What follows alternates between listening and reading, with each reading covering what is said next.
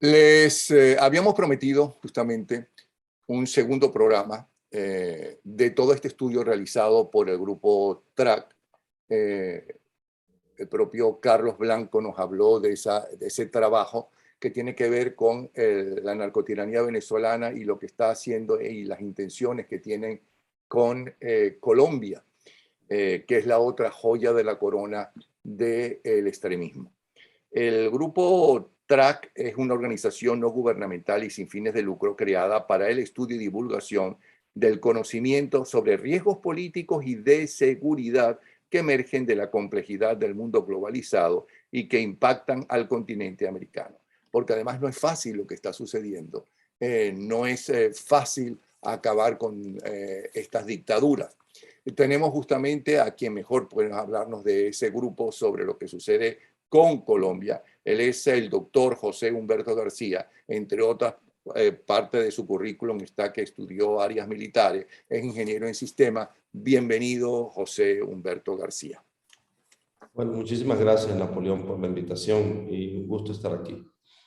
Empecemos entonces a conversar. Háblanos qué está pasando con Colombia, cuáles son las intenciones del narcorrégimen y por qué es tan importante apoderarse de Colombia, cosa que en kilómetros cuadrados poco a poco lo están logrando en eso que ustedes están llamando zona gris. Pero explícanos qué está pasando. Muy bien, muy bien. Bueno, partamos de lo siguiente, ¿no? En el programa tuyo, con el doctor Carlos Blanco, hubo un excelente análisis, una excelente presentación de en qué estado está Venezuela. Es un país que está en una situación económica de absoluta miseria, una situación de devastación que solo se ha visto cuando han ocurrido guerras equivalentes a una cosa así como la Segunda Guerra Mundial.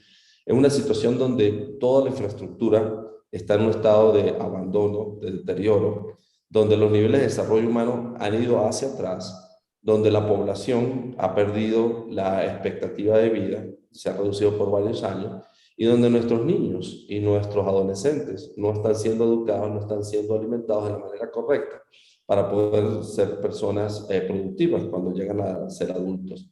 Simultáneamente, del lado colombiano, tenemos un país que desde el año 2000, que comenzó el proceso del Plan Colombia y todo este esfuerzo que se ha hecho dentro de la República de Colombia por hacerlo un país moderno, un país dedicado al servicio de los colombianos, un país donde se ha tratado de fortalecer la institucionalidad, se ha tratado de disminuir los niveles de corrupción, se ha hecho unos procesos muy difíciles, muy complejos de búsqueda de la paz y de detener el conflicto colombiano.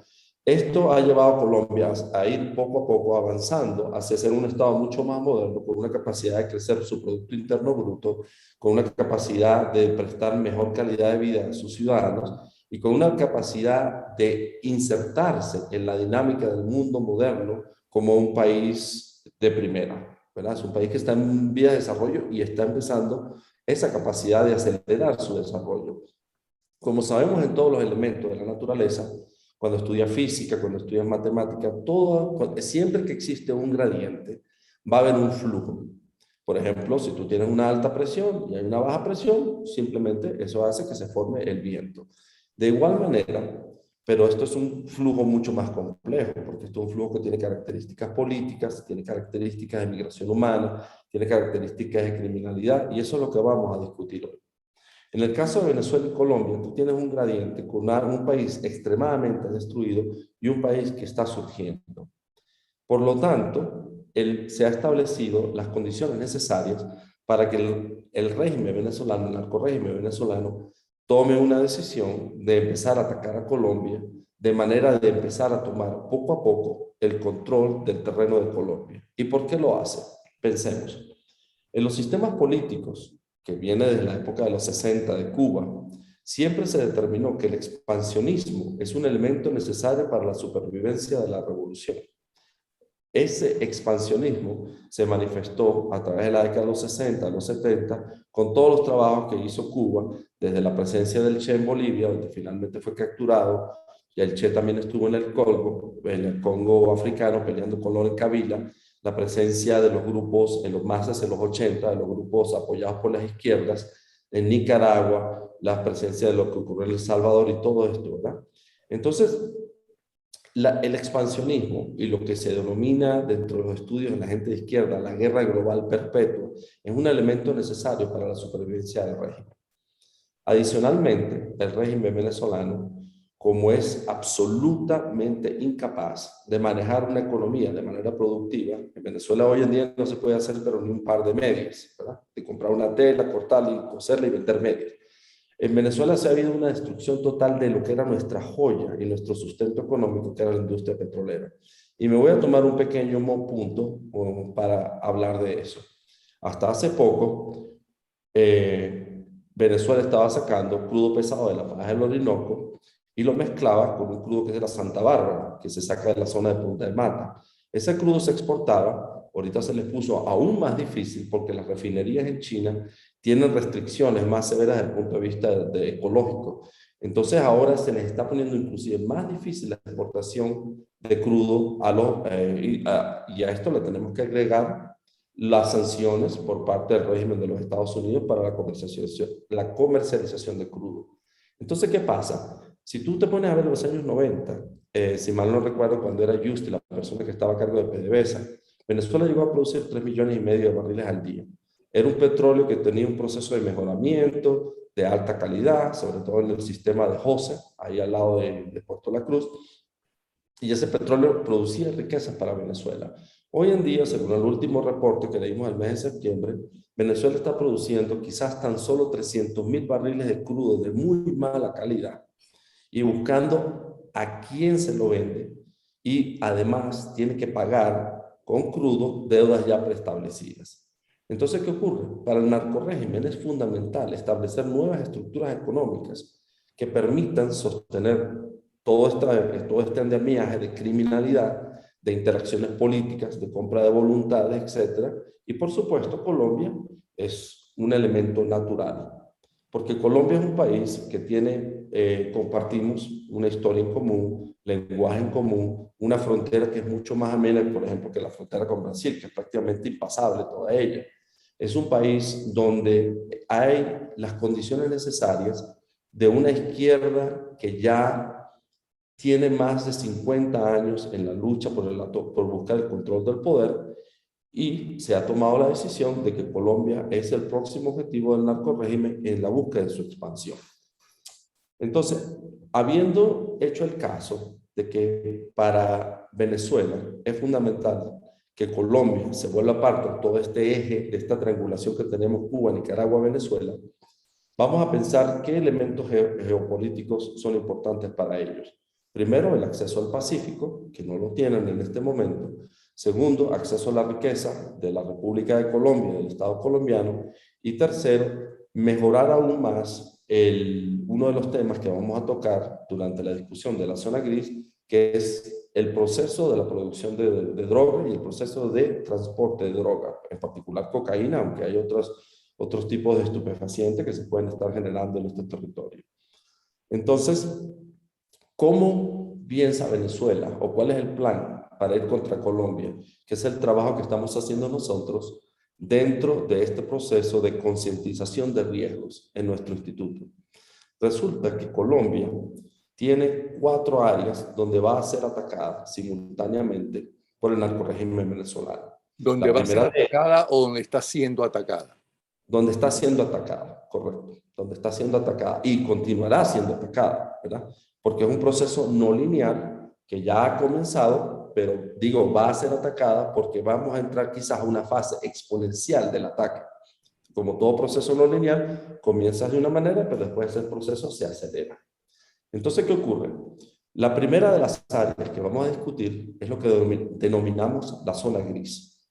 La segunda área que vamos a discutir es todo el proceso de lo que se ha catalogado, que lo observamos en Chile y también en Colombia, que es la revolución molecular disipada.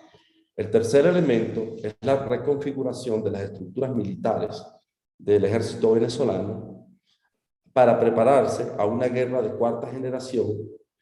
Y el cuarto elemento de ataque va a ser lo que se denominan guerras de quinta generación, que son guerras de narrativa, son guerras de informática y son guerras del control de la opinión.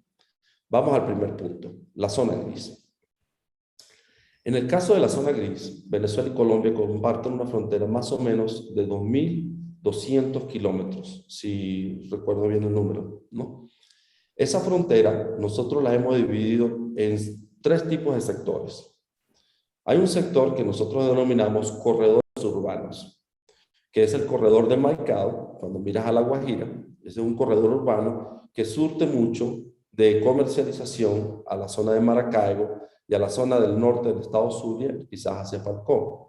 Y hay un segundo corredor urbano, que es el corredor que se establece de San Cristóbal, San Antonio, Ureña, y del lado colombiano, La Parada, Villa del Rosario y Cúcuta. Esos dos corredores urbanos tienen una característica muy importante, porque es una característica que le genera riqueza al narcorrégimen. En ese corredor, tú puedes ver lo que ocurrió esta semana, donde Delcy Rodríguez dice, bueno, vamos a abrir la frontera, como si la frontera no hubiese estado abierta en todo momento. La frontera tiene años abierta.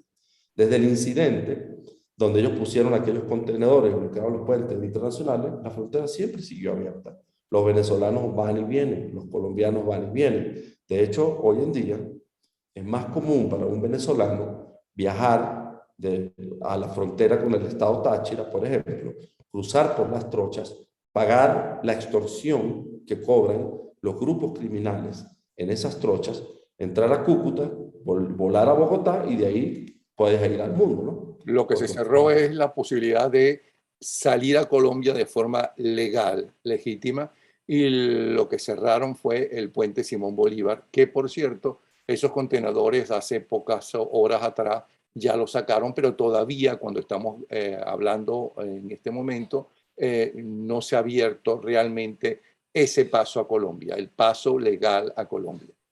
Correcto, correcto. Sin embargo, una vez que estabas dentro de Colombia, tú ibas ahí a la zona a tener tu sello, que entraste a Colombia y de ahí podías ir a Bogotá y todo lo demás. Pero más allá del hecho de la posibilidad de viajar y entrar y salir legalmente, la frontera nunca estuvo cerrada porque el comercio continuó. Al haber este gradiente, ¿verdad? Una demanda de productos alimenticios, productos para el aseo personal, productos para la limpieza del hogar, productos para la salud, medicinas y todo lo demás. A ver este gradiente entre Venezuela y Colombia, por supuesto, el comercio ha seguido de igual manera. Y los venezolanos que hemos visitado últimamente la zona de Mérida, la zona de Táchira, la zona del Zulia, pues vemos cualquier cantidad de productos colombianos que han entrado a la República de Venezuela, pero que pagan una extorsión, por llamarlo con el nombre correcto, porque no es un impuesto, porque no es el Estado venezolano quien cobra para permitir la entrada de productos manufacturados en otros países, sino es una extorsión por parte de los grupos criminales en estos corredores urbanos, y esa extorsión le genera dinero a estas redes ilícitas de poder que se han mencionado, y este dinero simplemente mantiene vivo a los sistemas criminales. Desde el punto de vista científico, estos sistemas se pueden modelar como sistemas complejos adaptativos, donde hay presiones entre los diferentes elementos criminales. Por ejemplo, en abril del 2021, hubo presión donde el tren de Aragua llega a la zona de Cúcuta y trata de tomar el control del ELN. El ELN en ese territorio, en ese corredor urbano, no necesariamente es un soldado preparado con un fusil de guerra, con entrenamiento de artillería, etcétera, sino es un partisano que tiene una pistola, que dice ser parte del ELN, y hay una presión entre el tren de agua y el ELN en abril del 2021 por el sistema adaptativo, buscando la mejor manera de maximizar la producción de recursos y minimizar las pérdidas de vida entre los factores criminales. Eso es lo que se ha denominado como la paz criminal.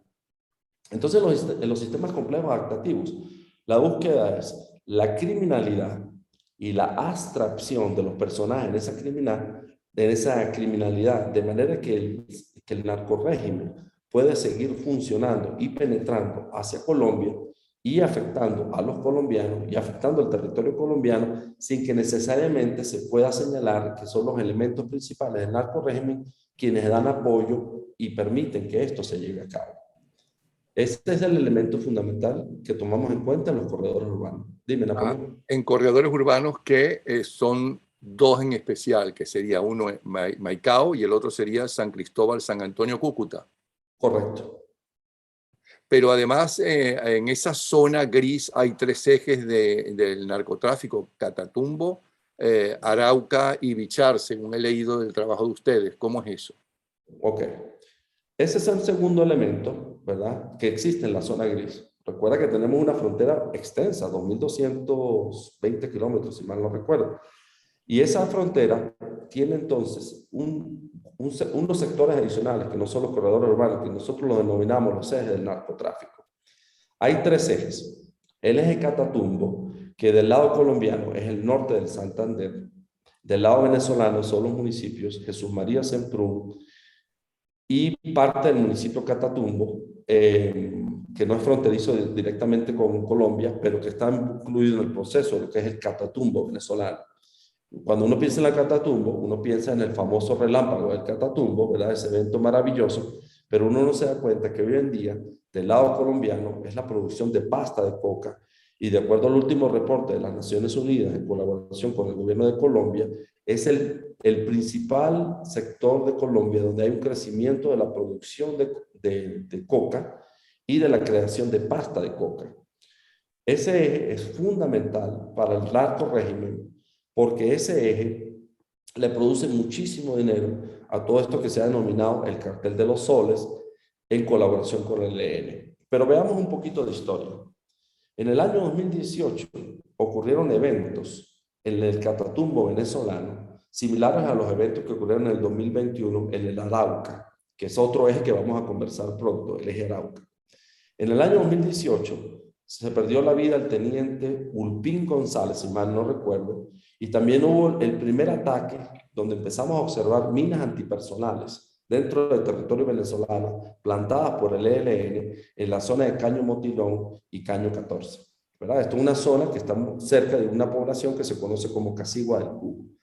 Esos enfrentamientos entre el ELN y el ejército venezolano, las Fuerzas Armadas Nacionales Bolivarianas, se llevaron al principio, como observamos en la zona de Arauca, se llevaron al principio como un combate por la soberanía de la República de Venezuela y terminó evolucionando en un acuerdo implícito, tácito, entre el ELN y las Fuerzas Armadas Nacionales Bolivarianas, donde las Fuerzas Armadas Nacionales Bolivarianas atacaron a los enemigos del ELN, que son el EPL y los rastrojos. También el EPL también les conoce por el nombre de los pelusos. Entonces, ese eje fundamental del narcotráfico del Catatumbo viene creciendo desde el año 2018, aumentando la importancia de la producción de narcóticos y alimentando una ruta que es fundamental para el cartel de Sinaloa, que opera desde la zona de Machiques, donde ahí es donde se lleva el material, y de ahí esa zona va hacia Honduras y de ahí hacia México. El segundo eje que te quiero comentar es el eje Arauca. Es un eje que se hizo mucho más famoso ahorita porque todos los combates que hubo cuando el frente número 10 de la FARC no está de acuerdo con los nuevos impuestos o las nuevas transacciones comerciales que le quieren poner el narcorrégimen. ¿Qué está ocurriendo? Dentro de Colombia, si recordamos los procesos de paz, se desmovilizaron casi todos los guerrilleros de la FARC, pero hubo un grupo de guerrilleros, más o menos unos 3.000 o 3.500 hombres, sobre todo en la zona del Guaviare y en la zona de los llanos orientales de Colombia, que no se desmovilizaron. Hay otras partes del país, pero en este momento no me interesa mencionarla porque vamos a concentrarnos en lo que ocurrió en los llanos orientales de Colombia. Eso se denomina las disidencias de la FARC. La gente que no aceptó la JEP como la forma de entrar al sistema de paz y reintegrarse a la sociedad colombiana, y siguieron con el proceso de narcóticos. Cuando surge la narcotalia, que está encabezada por Iván Márquez, por Santrich, en aquel famoso discurso donde ellos dicen que ellos vuelven a las armas, que ellos no aceptan el Estado colombiano y un poco de denuncias que ellos hacen de por qué ellos vuelven a la guerra, se les presenta una oportunidad al régimen venezolano de aliarse con otro factor que pide el liderazgo o que intenta lograr el liderazgo de la FARC, que se ha denominado la narcotalia. Entonces tenemos disidencias y tenemos narcotalia. Nuevamente hay dos grupos colombianos que están en conflicto por el control de una zona. Y ocurre todos estos eventos que observamos en La Victoria, donde hubo todos estos combates en el batallón que está justo un poquito al norte de la zona de La Victoria, donde hubo todo esto, donde tuvimos bajas muy serias, los venezolanos, de parte de las Fuerzas Armadas Nacionales Bolivarianas, y de repente todo se calmó. Porque nuevamente en nuestros análisis y nuestra investigación, se llega a unos acuerdos donde la paz criminal es más importante que la soberanía, porque la paz criminal tiene que minimizar el costo de sangre y maximizar los ingresos al narcorrégimen. Entonces, te he dicho el primer eje, vamos a ir recapitulando porque sé que es bastante complejo, inclusive por la parte de la geografía. Eje Catatumbo, eje Arauca.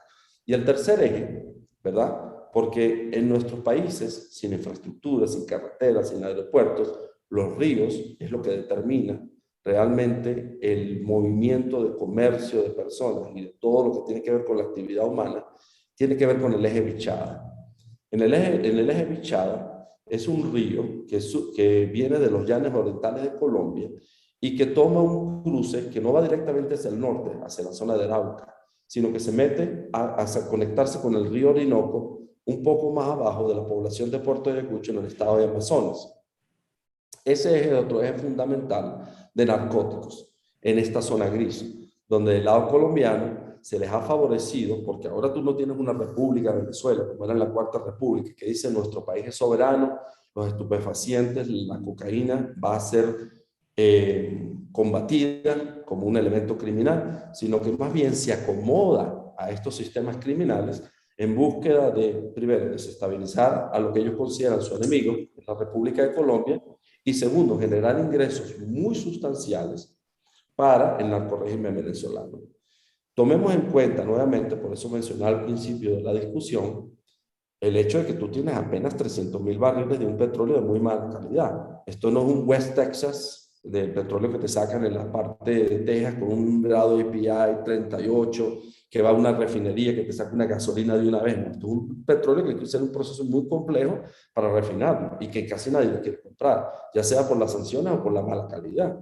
Entonces, empiezas a ver como los tres ejes, el eje Catatumbo, el eje Arauca y el eje Bichada, se vuelven fundamentales en la estructura de financiamiento, porque el narcorrégimen necesita mucho dinero para mantenerse en el control del poder. Esto no es dinero que va a ir a los hospitales, que va a ir al JM de los Ríos, que va a ir a financiar las escuelas, a aumentar la calidad de nutrición de los venezolanos. Esto es dinero que les entra a ellos para mantener su estructura criminal y en cierta manera lo empezamos a observar en la superficie de nuestra sociedad venezolana cuando penetra y te genera nuevos centros comerciales, bodegones, te genera todo un tipo de actividad legítima en actores de la zona gris que se mueven entre lo legal y lo ilegal.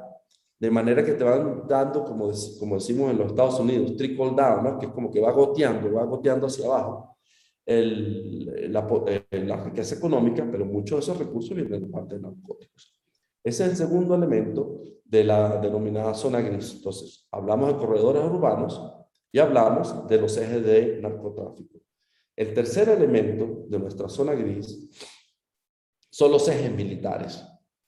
En específico, en la zona de La Fría, del estado Táchira, muy cerca donde está el fuerte Morotuto, es un eje que no tiene una relevancia de cruce de personas, de tráfico comercial, ni tampoco de repente tiene una relevancia en lo que tiene que ver con la parte de narcóticos. Pero tiene muchísima relevancia porque es un eje militar, porque al no tener la dificultad de la zona de Perijá, de la sierra, que se erige como una barrera entre los dos países, ni tener la dificultad de los Andes, es un corredor natural para posibles confrontaciones militares de cuarta generación que se podrían presentar en el futuro. Quiero destacar que nunca, en mi opinión, la opinión de nuestras investigaciones, vamos a ver una división completa, aunque Venezuela ya no tiene divisiones, el ejército no está organizado en divisiones, pero no vas a ver simultáneamente 4 brigadas del ejército de las Fuerzas Armadas Nacionales cruzando para Colombia, ni verás tampoco una división del ejército colombiano cruzando hacia Venezuela. Tú lo que vas a ver, y lo discutiremos más adelante, es los elementos clásicos de combate militar de guerra de cuarta generación. El otro elemento importante militar, la otra zona militar que no hemos tomado en cuenta, es una zona donde los Andes empiezan a descender hacia los llanos orientales, que del lado venezolano nosotros denominamos el Alto Apure. Estamos hablando del aeropuerto de Santo Domingo, en el estado Táchira, el Nula, del lado colombiano, la zona de Saravena, quizás más hacia la sierra, lo que se conoce como el Tame. Esta parte es fundamental en la estructura militar de ataque hacia Colombia, porque ha sido naturalmente la cuna de uno de los frentes más agresivos del ELN, que es el Frente Domingo Laín, comandado por alias Pablito. Hay que tomar muy en cuenta que todos estos análisis que nosotros hacemos son análisis donde nosotros nos concentramos no solamente en ver un evento aislado, sino nosotros no vemos el árbol, vemos el bosque. Y hemos hecho un esfuerzo durante muchísimos años de hacer seguimiento a todas las interacciones que van ocurriendo, que han sido propagadas, propiciadas, organizadas, apoyadas o simplemente ignoradas del lado venezolano, que han afectado a la República de Colombia. En el caso del Frente Domingo Laín, quiero destacar que el ataque que ocurrió en enero del 2019 a la escuela de cadetes, que fue un carro bomba con 80 kilos de pentolita, fue organizado por uno de los expertos en explosivos del ELN, y eso se organizó dentro del territorio venezolano. Porque el Frente Domingo Laín opera a sus anchas en todo lo que tiene que ver con el Nula y todo lo que tiene que ver con el Alto Apure. Ese es un frente que no necesariamente está sumamente involucrado en la parte de narcóticos, pero sí está muy involucrado en las actividades de la capacidad de combate militar del ELN. Quiero destacar un pequeño detalle aquí de cómo opera el ELN. Tiene un comando central, no es tan jerárquico como las Fuerzas Armadas Revolucionarias de Colombia, es más horizontal, que tiene un comando central que organiza los diferentes frentes de manera coordinada para los ataques que tengan hacia Colombia. En específico, el Frente de Domingo Laín ha tenido una historia de ser un frente más agresivo, que toma decisiones. Imagínate, meter un carro bomba aquí en el año 2019 a la Escuela de Cadetes de Colombia es un acto de alta agresividad. Y esos ejes de guerra también existen dentro de la zona gris. Hay otros eventos que han sido menos cubiertos por la media, ataques por ejemplo, en la Arauca, ataques a puestos policiales, ataques a puestos militares, etc. Todo esto emana de la zona gris. Y de esa manera, el Estado colombiano va perdiendo la línea de lo que es exactamente su frontera. Y esa frontera se mete quizás unos 100 kilómetros hacia Colombia. Colombia, en la búsqueda de la paz, y sobre todo tenemos que tomar en cuenta en todo aquel lenguaje, porque venimos de muchísimos años de violencia en Colombia, en todo este lenguaje de que los ELN se denuncian como terroristas, mas sin embargo hay muchos factores de la lucha por la paz que tratan de decir que son gente que no tienen oportunidades, que están luchando por un cambio social y todo lo demás. Colombia trata de minimizar la violencia y por lo tanto poco a poco va cediendo que esa zona gris avance frontera adentro. Solamente en los últimos meses observamos que han habido casos relevantes de ese ataque que viene de unos ejércitos que son colombo-venezolanos, porque realmente el ELN es Colosuela. Muchos de los miembros del ELN tienen doble nacionalidad o mezclan gente que son colombianas y son venezolanas. Y solamente en los últimos meses, con el ataque al batallón de Cúcuta, que se dio, si mal no recuerdo, en junio de este año, y el ataque directo al Estado venezolano, cuando tú atacas el helicóptero del presidente de la República de Colombia. Esos son ataques que han hecho que finalmente el Estado colombiano diga, como lo anunció hace poco, que van a generar una división nueva del ejército colombiano para ir hacia el Catatumbo. Pero ha habido una presión constante en la zona gris, con una retaguardia de Venezuela, de un Estado narcocriminal que utiliza la soberanía de la República de Venezuela de manera que no pueda ser atacado hacia el Estado colombiano. Y del lado colombiano... Ya no solamente no reacciona militarmente, que preguntará mucha gente, sino que está perdiendo territorio, o sea, dominio del territorio. Tú estás hablando ya de 100 kilómetros. En algunas partes son 100 kilómetros. En la zona, todo depende, por lo menos los corredores urbanos, ¿verdad? Pueden ser 15, 20 kilómetros, que se mete hacia Cúcuta, que el tren de agua empieza a tomar más y más control de la zona urbana.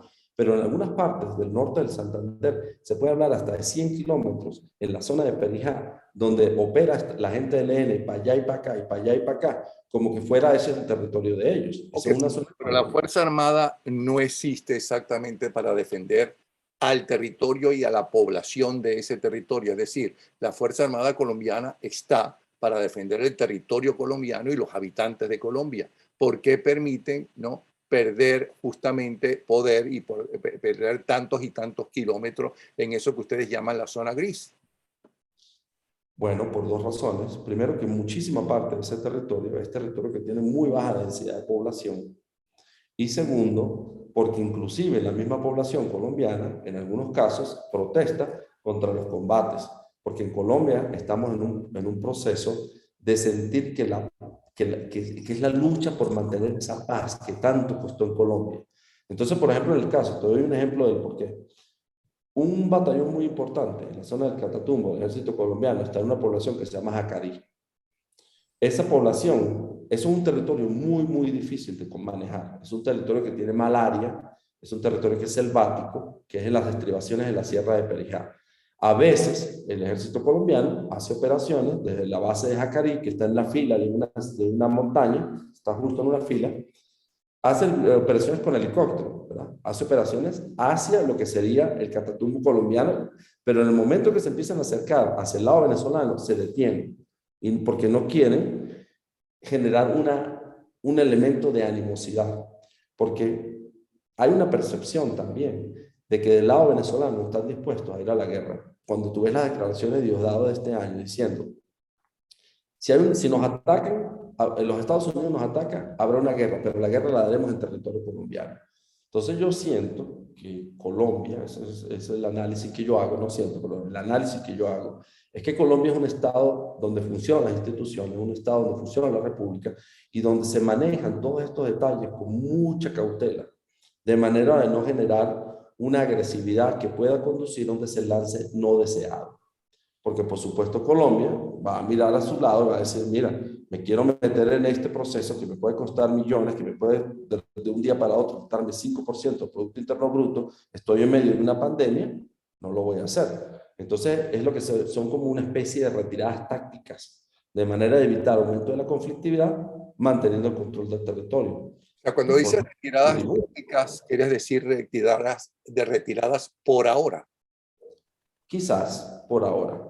Como te digo, yo observé los eventos de ataque al batallón en Cúcuta y observé el ataque al presidente de Colombia directamente con disparos de fusiles al helicóptero. Eso fue respondido con fuerza por el Estado colombiano.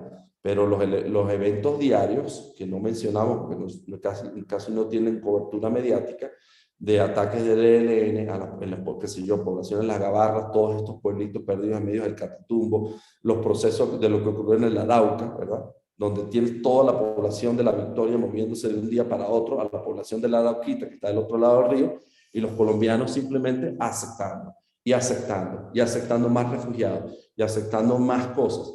Fíjate lo siguiente, no lo hablemos solamente de 100 kilómetros de territorio en algunos lugares donde el ejército colombiano trata de no el ejército, perdón, el Estado colombiano trata de no activar más la pelea. ¿Qué país te recibe a ti 1.800.000 venezolanos cuando tienes un problema que ni siquiera tienes una economía para sustentar las capacidades necesarias de la población colombiana? Donde cuando tú visitas Bogotá, tú ves venezolanos en las calles regados que generan problemas de todo tipo. Porque es un problema social, porque los venezolanos tienen el derecho a buscar un mejor futuro, pero es el territorio de Colombia. Entonces, se te genera un problema de conflictividad, te genera un problema de humano, y el Estado colombiano ha hecho un esfuerzo increíble por atender las necesidades de los venezolanos. Ha hecho un esfuerzo económico, un esfuerzo social, un esfuerzo estatal, pero sigue aceptando a refugiados. Y la mayoría, cuando tú observas este tipo de eventos que han ocurrido en otras partes del mundo, por ejemplo, cuando ocurrió el genocidio de Ruanda, ponían un sitio, 50 kilómetros, le ponían una cerca y eso era un hacinamiento, eso era algo horroroso, ¿verdad? Donde tú veías el hacinamiento de gente que venía de Ruanda vendiendo genocidio en campos de concentración. Cuando ocurrió la guerra que permitió la creación de Sudán del Sur, ¿verdad?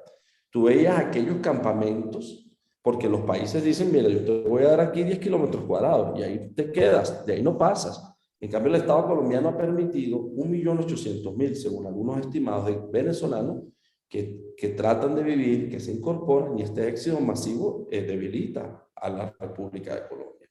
Entonces el ataque continúa. Y lo que quieren hacer entonces en la frontera México-norteamericana. Estamos de acuerdo también. Ahorita tuvimos el caso donde fueron 12.000 haitianos, un hacinamiento, pero fíjate lo que hizo los Estados Unidos. Se quedan debajo de un puente, ¿verdad? Los hacinó, un campo nuevamente, algo desde el punto de vista humanitario inaceptable, pero también qué país tiene la capacidad de repente de recibir 12.000. Y eso no es solo. Vienen 60.000, según algunos números, unos artículos de investigación muy buenos que hizo el New York Times, que están en este momento en un embudo, que es el Choco, que es la parte de Colombia, perdón, que se conecta con la selva del Darién, que es quizás el punto más difícil para transitar por la dificultad de la selva. Y de ahí Panamá y de ahí para los Estados Unidos. Entonces, estos procesos de ataque generados por estos gradientes continúan. Y en muchos casos, fíjate lo que ocurría en el caso del presidente Trump, donde dijo se quedan del lado mexicano, ¿verdad? Eso era el mundo lo consideraba como una política muy dura.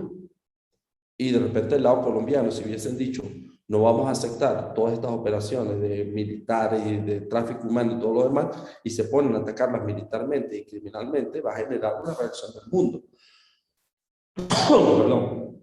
Por eso, estos procesos en países como Colombia, donde funcionan los elementos de la República, las instituciones, los veedores de derechos humanos y todo lo demás, es muy delicado atacarlos directamente desde el punto de vista militar. Y esa sería mi respuesta. Ya sabemos esa parte, pero tú hablaste dentro de todo esto, estás hablando de dos tipos de guerra, de la cuarta generación y de la quinta generación, paralelo con todo lo que estás diciendo, con esta zona gris, etcétera. ¿Qué es eso de la guerra de la cuarta y la quinta generación?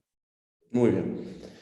En el mundo moderno ya no existe, como ocurrió cuando Alemania simplemente invadió Polonia. En el mundo moderno se aprendió que esos tipos de guerras las ganan los Estados Unidos y sus aliados, ¿verdad? En el caso, volvamos un poquito hacia atrás, en el caso de Vietnam, se dieron cuenta que es posible derrotar a estos superpoderes con guerras de cuarta generación que tienen las siguientes características. Tienen comandos descentralizados, se concentran en control de la narrativa y en control de la épica de lucha. Tercero, no necesitan de unos armamentos muy sofisticados, no necesitan Sukhoi, no necesitan tanques T-72, tanques Abrams, nada de eso.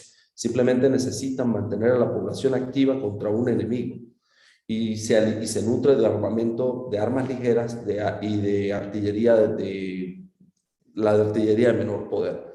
Y cuarto, es de alta movilidad.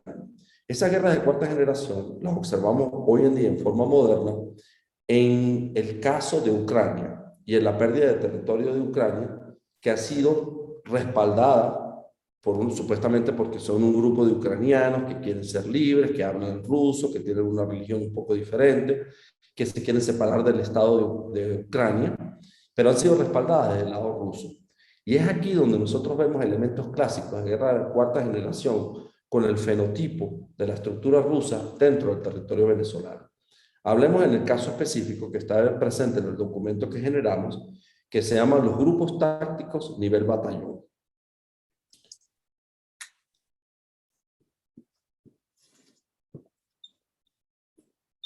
Sí, te oigo, dime. Disculpa, pensé que se había cortado. Sí. Mira, los grupos tácticos nivel batallón son una manera de organizar las fuerzas de combate que tienen alta movilidad, que tienen alta capacidad de fuego, pero que se preparan hacia las guerras de cuarta generación.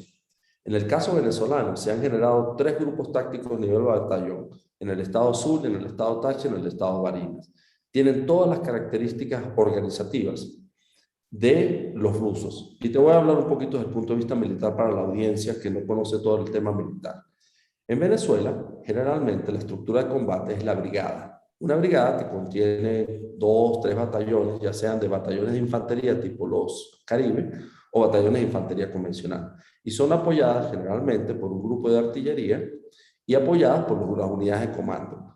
Cuando tú te pones a ver el tamaño de una brigada, tú estás hablando, por ejemplo, de 4.000 hombres, ¿verdad? De 5.000 hombres en algunos casos, dependiendo del tamaño. Eso es demasiada gente para una guerra de cuarta generación.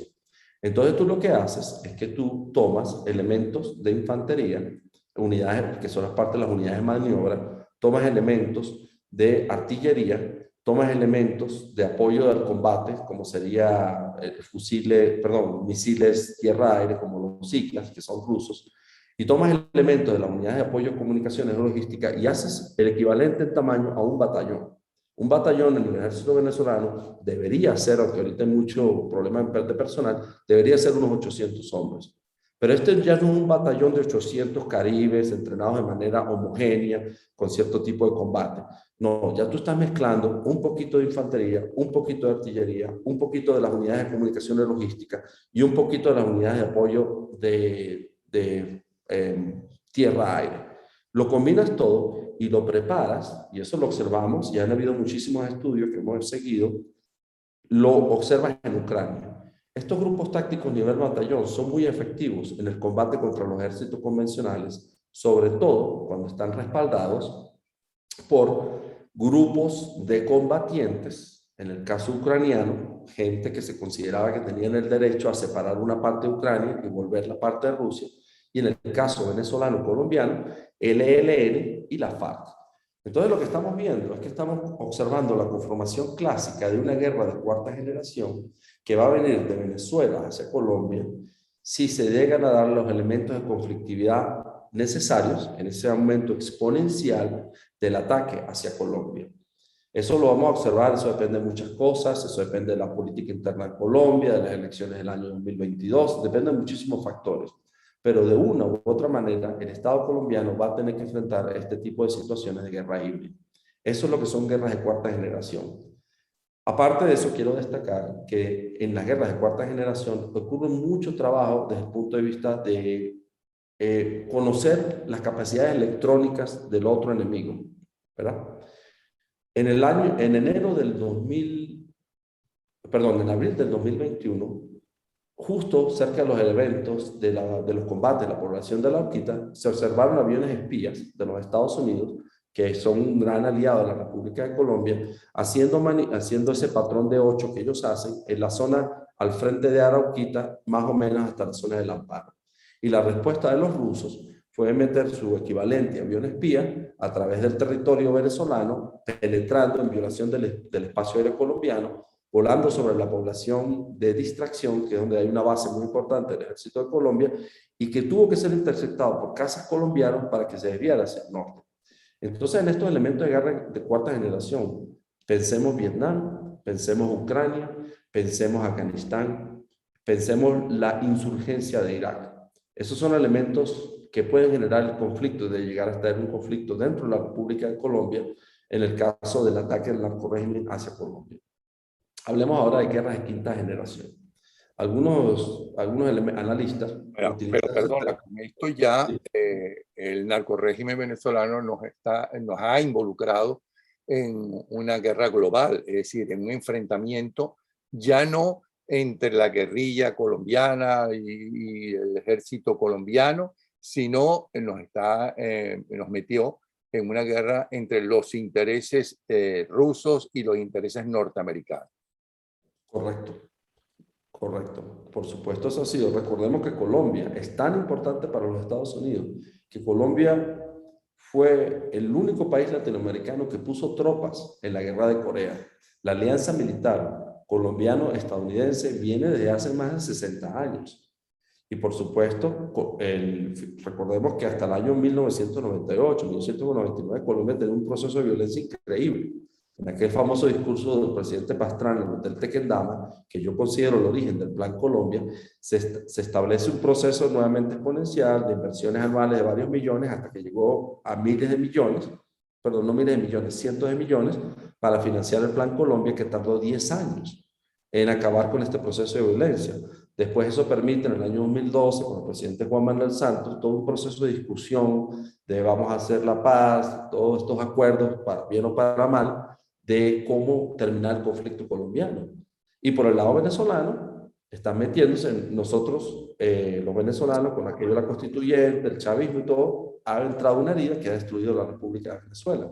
Entonces ya no se trata solamente de un proceso de dos países que han tenido sus procesos internos, sino que los venezolanos, no los venezolanos digo tú y yo, sino digo los criminales estos que están a cargo del poder allá, salen a Rusia y los colombianos, por supuesto, siempre han tenido alianza con los Estados Unidos. Estamos entrando en un problema geopolítico muy serio en esta Pero situación. además hay que recordar a la gente que no es tan fácil eso. Bueno, entonces le están robando territorio a los colombianos y con el apoyo y el dinero y armas venezolanas, o están metiéndose en los intereses norteamericanos, que son un peligro también para los norteamericanos. Hay que recordarle también que un ejército tradicional, como es el que tiene Colombia o el que tiene los Estados Unidos, en línea general, pierde frente a una guerra de cuarta generación, como perdieron los norteamericanos la guerra con Vietnam del Norte, como perdieron los rusos primero y los norteamericanos después en Afganistán. O sea que no es eso de invadir entonces con armas y entonces viene un ejército y va a acabar con todos esos grupos que son tan maleables y que no tienen una cabeza que si la cortas, ¿no?, se acaba la guerra. De acuerdo, de acuerdo. Elementos clásicos acaba de escribir. Comando descentralizado y control de la narrativa y de una épica de lucha por un pueblo que va a luchar contra algo. Y eso mantiene la guerra, te lo mencioné al principio de la conversación, guerra global perpetua. Ok, ahora entonces nos queda la guerra de la quinta generación, que es algo todavía más novedoso, más reciente y que complica aún más la situación. Para terminar nuestra conversación, preguntándote si esto realmente tan complejo y tan difícil para cualquier país en el mundo, ¿no?, tiene salida para los venezolanos. Pero ¿qué es la guerra de la quinta generación?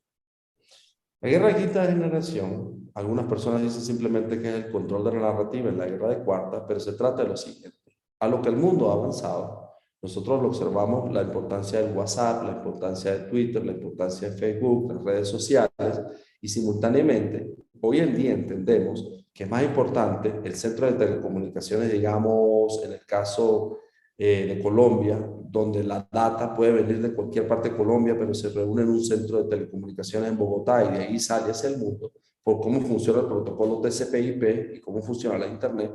Entonces nos damos cuenta que hoy en día es quizás más importante atacar centros que permiten a Internet seguir funcionando que atacar, por ejemplo, una represa, ¿verdad?, donde se genera la electricidad.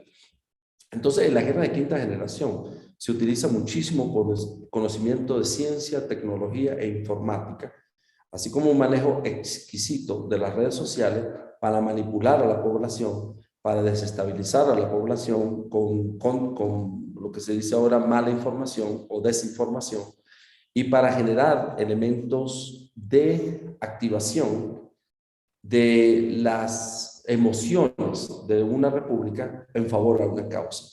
En el caso, por ejemplo, de la guerra molecular disipada, que lo observamos cuando los trabajos de las fuerzas de inteligencia y las fuerzas militares y policiales de Colombia se dieron cuenta durante los eventos de abril, con todo aquello de la lucha a una respuesta legítima del pueblo colombiano contra una reforma tributaria que no les gustó, pues observamos una gran cantidad de desinformación, de ataques a las redes a través de Twitter, de ataques a las redes de Facebook, y todo esto que tuvo que ver con la organización de la media. Con las guerras de quinta generación requieren de muchísima tecnología. Son los chinos que tienen un sistema de espionaje ahorita increíble dentro del territorio venezolano. Se lo dieron y se lo pusieron al régimen venezolano para ayudarlos con este trabajo de guerra de quinta generación, con todo el trabajo de los rusos, que pueden, fíjate que en los Estados Unidos, para darte un ejemplo. Han intervenido a las elecciones norteamericanas. Exacto, o más allá, hace poco, fueron capaces de tener el bombeo de flujo de gasolina, que las refinerías están en la zona del Golfo de México y bombea gasolina en Nueva York, detuvieron se llama la tubería Colonial, ¿no? Es un oleoducto, pero bueno, no es para petróleo, sino para gasolina, que transmite gasolina desde esas zonas y generaron un desastre durante 3 días, las colas donde se dispararon los precios de la gasolina. Entonces, las guerras de quinta generación tienen que ver con guerras de ciberinformática, manejo de la tecnología, manejo de ataques a los recursos de los centros de información y control de la media. Y eso está muy avanzado con apoyo de los rusos y también de los chinos, porque el narcorrégimen es muy bueno buscando aliados para sus intenciones.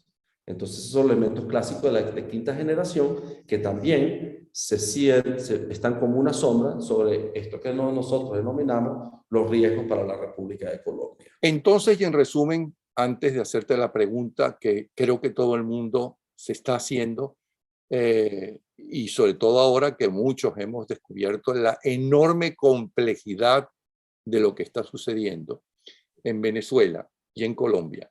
Tenemos que hay una zona gris con 3 ejes de narcotráfico, que es Catatumbo, Arauca y Bichada, que es el negocio del narcotráfico. El narcotráfico que es mundial, que no han podido con el narcotráfico en el mundo entero, ¿no? Por otro lado están los 2 corredores urbanos, que por un lado Maicao y por otro lado San Cristóbal, San Antonio, Cúcuta. Luego están los 2 corredores de guerra, que es la zona de la Fría y la zona del Alto Apure, ¿ok?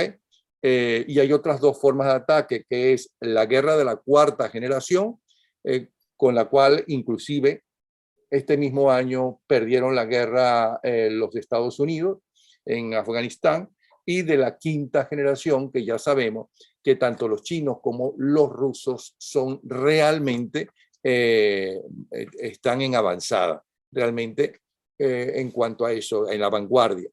Pero por otro lado, todo esto que estás diciendo, yo tengo que entender que los analistas norteamericanos, tanto del Pentágono como del Congreso de los Estados Unidos, como del Congreso y el gobierno colombiano, ¿no? Como los analistas de la Unión Europea, por ejemplo, el más importante, bueno, ya no pertenece a esa unión de Inglaterra, pero sí de Francia y de Alemania, etcétera, tienen la misma información. ¿Okay? En cuanto a el manejo de Internet y motivar y cambiar la forma de pensar de la gente en base a problemas muy concretos que tiene la gente, y entonces los globalizan, los agrandan, dicen que la culpa es del sistema capitalista y que eso se arregla con el socialismo, el comunismo, como lo quieran llamar, aunque hay que recordar que los propios marxistas te dicen que no puede haber un Estado comunista, un mundo comunista, un país comunista, si no lo son también el resto del mundo. Por lo tanto, tienen que avanzar, tienen que hacer lo que está haciendo la narcodictadura venezolana, lo que ha hecho durante todo este tiempo la tiranía cubana con los países tanto de África como de América Latina. Entonces, eso existe. ¿Eso lo saben ellos? ¿O es que ellos todavía se resisten a pensar eso y todavía piensan solamente como políticos, que lo que saben es llegar a acuerdos y no se han dado cuenta que tú puedes llegar a acuerdos con otros políticos, sean ladrones, vagabundos, lo que quieras, pero no puedes llegar a acuerdos con narcodelincuentes, con auténticos delincuentes, porque esos no son ni siquiera políticos. Tienen otros intereses diferentes. Secuestraron una nación. ¿Qué respuesta tienes a eso? Es lo siguiente, independientemente de los elementos políticos ahorita con la administración de Biden, antes con la administración de Trump, hoy en día con el presidente Duque, el año que viene no sabemos quién será el ganador, hoy en día con Bolsonaro, el año que viene no sabemos quién será el ganador.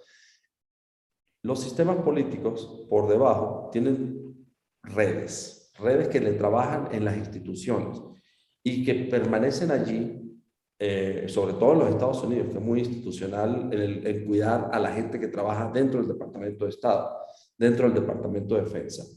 Estas redes que trabajan día a día, independientemente de los cargos presidenciales, lo que sea, que son profesionales de carrera que pasan ahí 20, 30 años, están al tanto de todo esto. Y ellos en Colombia, en Brasil y en los Estados Unidos, que son los países que más nos interesa para el caso venezolano, están al tanto de esta situación. Estamos trabajando a través de la concientización de riesgo, a través de los análisis de información, en generar una respuesta a todo este problema que surge de ese agujero negro que es Venezuela. El asunto es que un político, en el caso del liderazgo venezolano que hemos tenido, que no esté dispuesto a acercarse a los lugares donde se puede adquirir la información y el conocimiento, a buscar las alianzas en otros países para enfrentar este autoritarismo, para enfrentar este totalitarismo de este régimen que busca la destrucción, no solo de la República de Venezuela, sino de todo lo que se le venga, porque ellos no saben sino avanzar y expandirse. debe ser respondido por un trabajo de concientización, y ahí es donde venimos nosotros. En el caso colombiano, hay relaciones con institutos colombianos, hay relaciones con personas dentro de la República que están al tanto de esto y que se van preparando y generan política hacia las capas superiores, que son las capas que deciden y son las capas que cambian con las elecciones. La respuesta al caso que quisiera yo darle a la audiencia es la siguiente. El caso venezolano es muy complejo. Han pasado 20 y pico de años para llegar a esta situación. Y aquí me remito a algo que ocurrió similarmente. Nuestra guerra de independencia. Eso no fue 2, 3 años. Eso no fue una elección. Simón Bolívar y muchos otros de los líderes de nuestra guerra independentista fallaban, salían, entraban otra vez, venía otra cosa, la campaña Milagro, salían una fragata, iban para Jamaica, pedían ayuda, se organizaban, volvían otra vez y volvían. Errores y fracasos es que aprende la gente y aprenden los pueblos y aprenden los dirigentes. No nos engañemos. Exactamente. Eso es humano. Exactamente. Y la guerra solo se acaba cuando una de las partes se rinde. En el caso venezolano, tiene que haber esperanza, porque la narcotiranía nos quiere diciendo, esto se perdió, aquí no hay nada que hacer. Y eso es inaceptable. Nosotros tenemos una reserva moral increíble en la diáspora, en personas como tú, que haces el trabajo que haces, en personas como muchos de los líderes políticos, en personas de empresarios que conocieron a una Venezuela próspera, una Venezuela posible, una Venezuela republicana.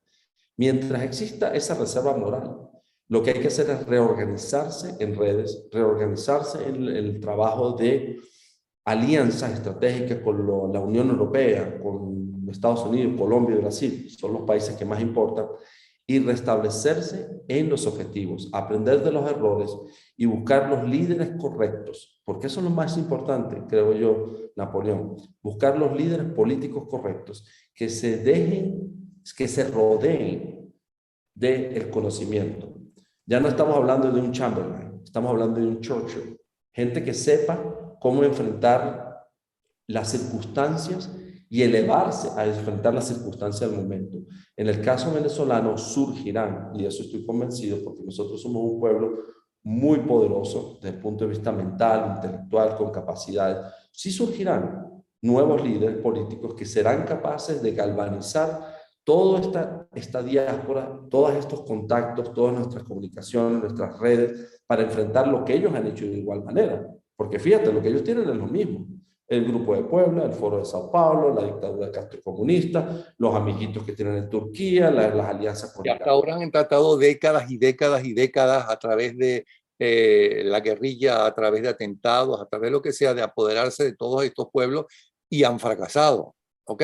Pero sí persisten e insisten y están unidos en una idea común, que es lo que deberíamos hacer todos nosotros, estar unidos, aunque yo no esté de acuerdo con lo que tú estás diciendo, ¿ok?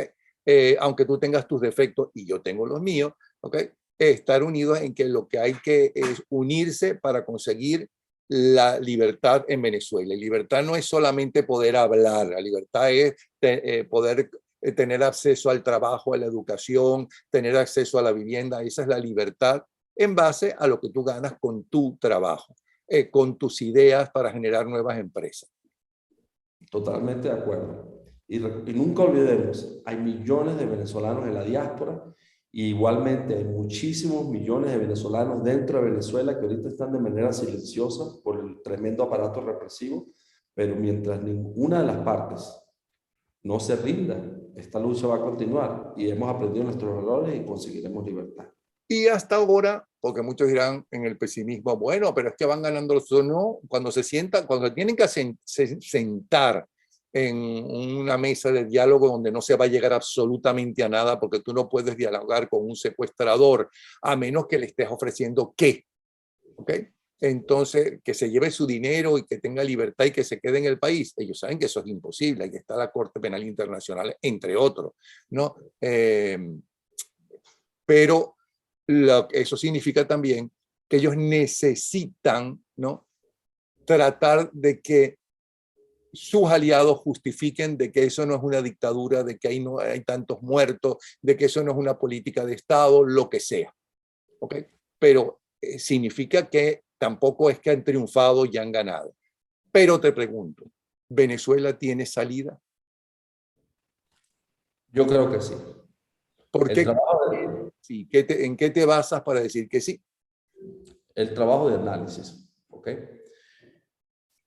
No es una cuestión, en los elementos de retórica, me hacen una pregunta de predecir futuro y hay que tomar muy en cuenta los elementos de retórica por una respuesta hacia el futuro.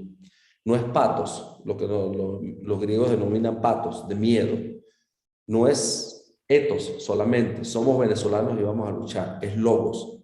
La lógica y el análisis indica que los factores transnacionales del mundo moderno organizado y de la libertad también se están organizando para enfrentar a esto.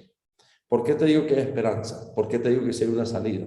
Porque si el régimen venezolano hubiese decidido volverse como Bután, ¿verdad? Un país que dijo en algún momento, mire, nosotros nos aislamos y nos dedicamos a hacer oración, ¿verdad? A lo mejor sería más difícil, porque desde el punto de vista moderno, pues un país aislado con su frontera, lo que pasa allá adentro es lo que pasa allá adentro y listo. Pero es un proceso que se está expandiendo hacia Colombia y simultáneamente se está expandiendo hacia otras partes de Latinoamérica. Se está expandiendo hacia México, porque todo este proceso de narcotráfico genera desestabilidad. Ya, por ejemplo, ¿Perdón? y a Europa también, por ejemplo, la influencia del narcorrégimen en el grupo de Podemos y en el presidente actual, o como se llame, Sí, exacto. Entonces, ¿qué pasa? Ellos se están expandiendo. Fíjate en el caso mexicano, Sinaloa, Michoacán, Guerrero y Tamaulipas, 4 estados mexicanos donde todo este proceso de descomposición, estas células cancerígenas que emanan del narcotráfico, que emanan de un hueco negro en medio de Sudamérica que se llama Venezuela, que emanan de este proceso de tratar de reactivar aquella lucha terrorista del ELN, de la FARC, que emana de todas estas luchas de poder, de todos estos sistemas diabólicos mundiales, va a ser enfrentado. El asunto es que esto es un proceso lento, esto no va a ser un día para otro, que hicimos una lección, que nos sentamos en una mesa de diálogo en México un ratico, y no, esto es un proceso lento, pero las fuerzas del bien se están activando porque las alarmas se están encendiendo y porque la concientización va a crecer.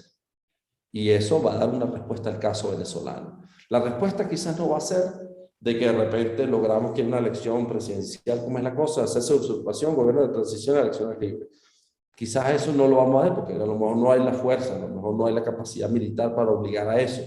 Pero lo que va a ocurrir es que el Estado venezolano va a resurgir a través de las alianzas que logren hacer los venezolanos con las fuerzas del bien. Entonces, por eso te digo, sí hay una salida, pero no te voy a mentir, no es una salida de un mes, de 6 meses, es una salida de lucha de 1, 2, 3 años de preparación. Posteriormente habrán otras actividades. Estos sistemas son estocásticos en naturaleza. Y cuando uno mira sistemas estocásticos, tú ves un cono de probabilidades. Estamos aquí en el vértice del cono, sabemos que hay una posibilidad, a lo que vamos avanzando hacia el futuro, las posibilidades se abren, pero sí hay salida porque hay mucha fuerza en los Estados Unidos, en Colombia, en Brasil, en Europa, y hay mucha fuerza en nuestra diáspora que vamos a trabajar para conseguir una salida. Bueno, muchísimas gracias. Bien interesante esta conversación. Este es el segundo programa que, por cierto, nos prometió Carlos Blanco, que nos consiguió justamente a José Humberto García, el doctor García, entre otros estudios tiene el de áreas militares, es ingeniero en sistemas, en fin, y pertenece a esta organización llamada TRAC, que estudia y que analiza toda esta situación, especialmente en Colombia y Venezuela, especialmente dije. Muchísimas gracias, José, ¿sí? Sí, señor. Muchísimas gracias, Napoleón, por la oportunidad.